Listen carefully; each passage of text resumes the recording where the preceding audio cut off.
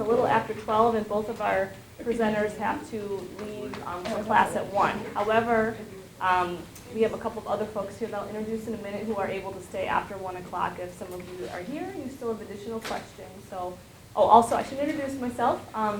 Good afternoon, my name is Sarah Ripp. I'm the Outreach Coordinator and Undergrad Advisor for the Latin American, Caribbean, and Iberian Studies program. So welcome to our lunchtime lecture. In the back we have coffee and water for hot tea as well as some snacks, so you're welcome to enjoy that. We also have some handouts about some other talks that we have coming up with our lecture series throughout the rest of the semester, as well, as well as a talk tonight at 7 o'clock that's also going to be on Cuba, but sort of a different topic, but our Associate Director, Alberto Vargas, will be giving that talk this evening, and there's a handout about that. So I guess without further ado, I will introduce our presenters today, and as I mentioned, I'm also the undergrad advisor for LACIS, so I'm very excited to have two of our students presenting here today. So both Monica and Erin both participated in a trip to Cuba last month with the business school, and there was actually a third student, Edith, who was unable to join us today, who had to work, that was going to present as well. But we were really excited when we heard that this trip was going to be happening, and even though it was to the business school, we really wanted to be involved as much as we could in terms of trying to help recruit students, and we provided a small bit of funding for them to help offset some of the costs so that they could attend. So Edith, who is not here today, is actually born in the U.S., but her parents are from Mexico, and she has lived in Mexico throughout her life at some point. She studied abroad in Peru and Brazil, and has also traveled to the Dominican Republic, Chile, and Ecuador. She's interested in education and tutors Latino youth in the Madison area. Monica is back here. She studies Spanish, Portuguese, and Latin American, Caribbean, and Iberian studies. And she intends to participate this summer in a trip to Yucatan to study Yucatec Maya through the FLOSS grant program. So we're hoping to kind of get all the pieces together for that. She studied abroad for an entire year in Brazil previously. So as I mentioned, she speaks Portuguese. She's very busy. She also was a resident assistant in the dormitories. And I was kind of interested to read that she worked together on a seminar project with the students on a trip, or excuse me, not a trip, but on a project on Cuba. And she was hoping to see the Buena Vista Social Club. So maybe she's going to talk about that during the presentation and see if it actually happened or not. So that was something I'm waiting to hear about. And Erin is here. She is a triple major in economics, international studies, and Latin American, Caribbean, and Iberian studies. She also minors in math, which that's a rough one. But she'll be Monica will be graduating this year, and Erin will be graduating next year. She's hoping at some point to participate as a Peace Corps volunteer. She currently works with Amigos, which is a study abroad, exchange with high school, college students, and also is interning with the Columbia Support Network here in Madison. She has recently been offered an internship in Chile, and also then this fall will be participating in the Washington, D.C. semester. So she'll be very busy as well and traveling lots of places. Okay, our final two individuals are Professor Randall Dunham and Susan Huber-Miller, both from the business school. They are not our main presenters, but they obviously they led the trip to Cuba, so they're here to provide some comments and answer questions or clarification. And I know Professor Dunham brought some handouts that people might want to look at. So Professor Dunham is the chair of the Management and Human Resources Department at UW-Madison School of Business. He's taught some seminars and study trips in many countries, China, Singapore, Malaysia, Thailand, and Vietnam, and now most recently Cuba. Susan serves on the steering committee for the Wisconsin-China Initiative, India Initiative, and the Wisconsin International Internship Program. I know both of you used to be heavily involved in cyber, which recently closed. We're winding it down. Yes, they're winding it down. But thanks so much, everyone, for coming today. So I'll let you get started. Thank you, Sarah. Well, hello, everyone. So we're going to present to you a little bit about our trip, some basic logistical information about the class that we took prior to going to Cuba, and just kind of some takeaways that we got from spending 10 days in Cuba. Let's see. Okay. It works. That's great. Cool. So this is a picture of our class. We are 20 students and 3 professors, along with Professor R.D. Nair, who isn't with us today, but joined us on the trip last minute. And it was definitely an eclectic mix of majors. A little more than half were business, but we also had international studies, political science, a couple of nursing students, and then we also have LACIS students too. So it was definitely really good for class discussion because people were coming from different perspectives, and also people were coming from just kind of different ways of looking at culture and learning about other countries, which was really interesting. Definitely very good. Cool. Okay, so course overview. I counted, and we had 8 seminar meetings before we went. Randy can probably attest to me being either wrong or correct. And in total, You're always right. that is my last name. It really helps. So it was 24 hours in total of full lecture time, and I brought along all of the books that we were provided. There were 7 in total, and those that I haven't gotten to, I intend to in the very near future. We were asked to complete, or close to complete, 3 to 4 of them during our seminar time, and I must say that when it came to going to Cuba well informed, it just made a huge difference. A lot of people that we came in contact, we stayed in hotels, so we spoke with tourists. They didn't have an idea of the political system, the economic situation, the ideologies that were within that country and how people lived. They were there because it was a Caribbean island and because they heard there were beaches and that it was the birth of the daiquiri. That essentially brought everybody. So a lot of the time, our course, our students, speaking to people on our free time, we're acting as instructors to full-grown adults that had no idea about Cuba. So we did one group project on different situations. We presented it to our group. And in general, this is kind of cheesy, but I put unlimited class participation. We were essentially encouraged at all times to really try and vocalize our feelings and really try and think critically at all times what we were reading and hearing in class. Mm-hmm. And we were basically in charge of the learning. You got out of it what you put into it.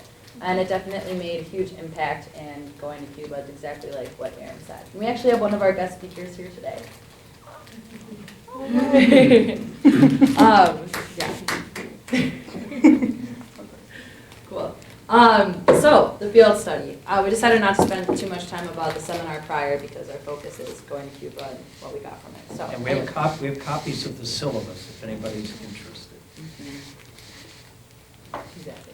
So the field study was 10 days in Cuba, and it had to be carefully planned out in order to get it approved because this class was in motion before December 17th when the changes were made.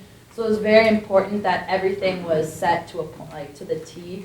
And throughout the semester, plans had to change every now and then for whatever reason.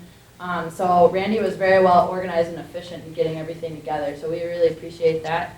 And we were just able to have, amazing speakers while we were there. We had a talk given by the former Minister of Finance who discussed the decision to move from the national peso to the parallel monetary system of having the national peso and the kook, which is the convertible and is equivalent to the dollar. And then he also, explained to us how they're trying to transition to the peso, so you get to learn about that. And me as a LACIS student, very interested to learn about the economics part of things because I don't typically learn that side of culture. And we also got to get a glimpse into Cuba's industries of cigars. We visited a cigar factory, we visited a sugar mill, and we visited a rum distillery. And we got a lot of briefings on branding sessions too, which was interesting to hear of kind of like business owners that were owning businesses that are mostly state-owned. So that's a different perspective that we haven't, we don't see very often in the United States. And then I felt particularly, especially informed when we visited the hospital. Here we mostly have pictures of our lecturers. This woman here, her name is Seda, and she is the wife of Professor Ernesto, who actually visited LACIS last semester to give a talk. So she talks about property and ownership. And then after that, we heard a talk from O2 Salon, a privately owned salon in Cuba. Here, this is at the baseball stadium, and we have the Cuban baseball player just casually giving us a lecture. And then Randy here, I mean, I swear he could run for president. His talk after one of the lectures we had was really great, just kind of summing up Cuban-U.S. relations and what that means for the future. I thought it was really good. And then this professor here is really interesting because well, he talked about the sugar mill industry, and he spent a year studying chemical engineering in Cuba, and then because it was like close to after the revolution, there was an opportunity already to go to Kyiv and study Russian. So like you are seeing like how the revolution has impacted the lives of the speakers as well. The fact that he knew Russian. So a lot of fun things. Yeah. Okay, so on-site visits. So Monica already mentioned, Rum Distillery. We also went to a cigar rolling factory. Went there. We got a tour, and they kind of talked, financially, what do they earn, and how generally cigar rollers, just because they can walk away with 4 cigars at the end of the day, how actually, what you can earn probably selling that on the black market and doing other things, they earn a lot more money than people in normal businesses. And so it's very good, but generally it's younger individuals because hunched over all day, they end up with a lot of spinal issues once they're in their 40s. We had 14 site visits in total. The Revolutionary Museum, which is going to be the right over there, used to be the presidential palace, so that's where Batista used to live. And I thought that it was actually extremely appropriate that Cuba turned it into a revolutionary museum, so they're essentially paying homage to the person that they overthrew and the people that overthrew him. Yeah, and it was also really interesting too because you basically saw the birthplace of the revolution. I mean, it's just everywhere. That 1 year is in the entirety of the museum. And not only is it in the museum, but it's everywhere around you in Cuba. So really a good opportunity to see basically where that came from, the history of everything. Yeah. Yeah, so we, this is when we went to a sugar factory. So they have warehouses full of sugar. You can see the people, you can see the sugar mountains. Now, at the end of this was actually a sugar mountain that reached, it was brown sugar that reached all the way to the ceiling of the warehouse. There is a group picture in front of it. It's not within this presentation. But they talked about the differences between the white sugar and the brown sugar. 60% of the sugar is refined and turned into white sugar, and that is for domestic use. 60% is going to be exported. So they still have plenty of, exports going on, and a lot of the FDI, the foreign direct investment, they have relationships with outside countries to be able to keep going. So when we had, can you go back so we can go to the, This is fun. yeah, it is. Okay, what do you Those. This is Erin and I. Oh, wait, that's, You didn't see that. That's why I put it in there. Oh my gosh, that's funny. I didn't know you picked that picture. So I was going to point it out because, they, as you enter the warehouse in the Rum Distillery where they have barrels of rum. So, first, being an American coming in, I know Pirates of the Caribbean, first thing I had in my mind is, where's all the rum gone? Yeah. And it's apparently all in Cuba. But, walking in, the very first thing I saw were these barrels which had, things like Viva Cuba. There's a, here it's kind of fuzzy, but there's talking about Fidel and thanking him for the revolution, what he's done for the country. So still as they're bringing tourists in, they have these barrels, which are posting things. Yeah. So something the Havana Club is a joint venture with Perron. It's a French spirits company. So that's going to be, we're going to be talking about that a lot more. We had multiple presentations, maybe 3 in total, which brought up FDI, this foreign direct investment, where other countries are, with their own companies, their own money, liquid capital, is going to be investing, and in some ways, leading to the success of these Cuban firms. But they have these barrels, you have us, unfortunately. And actually from these very barrels, the maestros, it's a job you can have in Cuba where you basically try rum and you come up with recipes and you figure out whether or not it's to its perfection.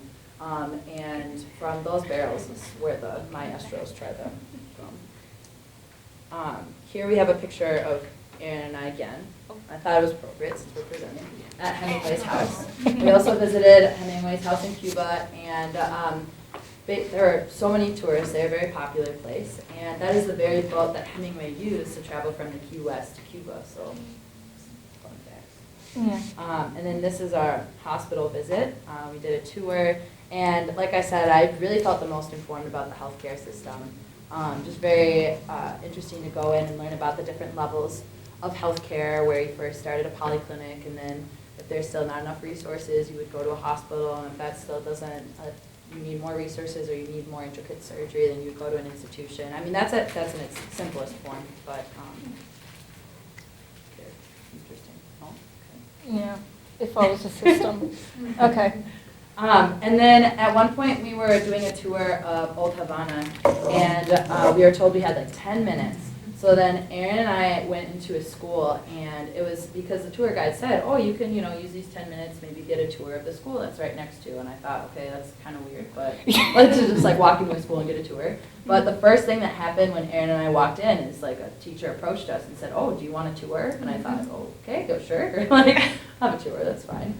And so we got to talk to a teacher actually about being a teacher in Cuba and what that kind of looks like. And the first thing you notice when you walk in is that there's like a poster of nationalist symbols, and then to the right of the nationalist symbols there's a monthly calendar of all key events that happened in the revolution, so you can continually relive the revolution every year of your life. And then next to that there were letters for the first graders to practice pronunciation. And some of the phrases that were written for the students to like see writing and like learn how to spell and such were phrases that the government already selects for the teachers to use. And one of the phrases was "Somos un país dichoso," so like we are a fortunate country. And like another one was Che Guevara fought for us, or is our fighter. So very interesting. And I guess it was alarming just because like the ideology of the government, but then at the same time it kind of made me think of the United States and how we have to say Pledge of Allegiance every day and things like that. I mean, it's a little different based on the ideology, but there's a lot of nationalism within the country. I mean, even here's a picture of Fidel, and then Camino Cienfuegos. Oh, that's Che Guevara, I'm sorry. And then that's Fidel. That's probably Raul, no? But yeah, right next to the toothbrushes, so. Toothbrushes, and then the combs. And then Fidel. Yeah. That's all I need. So personal hygiene, then revolution. But we sorry, Jess. So we were almost late, essentially. The bus almost left us because we completely lost track of time speaking to this professor. This teacher, this first grade teacher, and she talked about the classes. There was maybe close to 200 first graders, and about the education in first grade. That's when everybody learns to read, essentially. And what happens is they actually get a patch. She showed us these paper patches that they put on their uniform sleeve that says, I can read. And something really kind of powerful that she said to us was, she was like, a lot of you guys come from other countries and you bring pencils. You bring pencils for the kids, but there's not enough pencils for everybody. Not everybody gets a pencil. But this is something that everybody can have. They can all have the ability to read, and they can all be proud that they can say, I can read. So. Cool. Next up, being an American tourist. So Randy might remember, I wore a straw fedora pretty much the entire trip. Tourist. This is the man who sold it to me. So our tour guide, Yanni, absolutely a wonderful woman. She's 29 years old, and she was so giving, and so she was so free in the information she gave us about her country. And she was proud to share. She wanted us to know, and I think she really appreciated that we were, we weren't just regular tourists. She was saying, usually I'm just telling some people about Old Havana, but they don't actually care about the history. But we actually cared. So she shared a lot with us. But one of the things she did say was, if you wanted a good deal on something, tell them you're Canadian, not that you're from the United States. And the thing that actually happened was that instead of only, if you're shopping, instead of only using it then,